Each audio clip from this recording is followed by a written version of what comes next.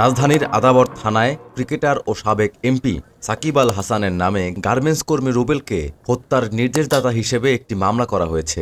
সাকিব আল হাসানকে এ হত্যা মামলার ২৮ নম্বর এজাহারভুক্ত আসামি করা হয়েছে।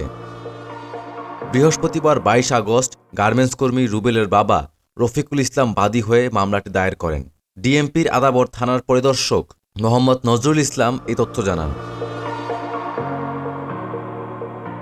জানা যায়, মামলার ২৮ নম্বর আসামির ঠিকানা লেখা হয়েছে মোহাম্মদ সাকিব আল হাসান, সাবেক সংসদ সদস্য এমপি, পিতা মাসরুর রেজা, সাংসাহাপাড়া, নতুন বাজার, ডাকঘর, মাগুরা।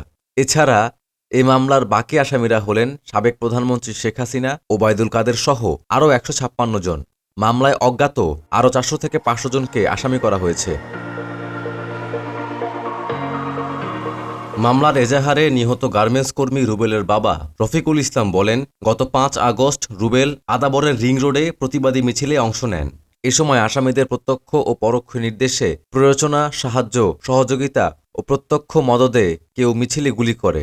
বুকে ও পেটে গুলিবিদ্ধ অবস্থায় রুবেলকে হাসপাতালে নিলে চিকিৎসারত অবস্থায় ৭ আগস্ট তিনি মারা যান।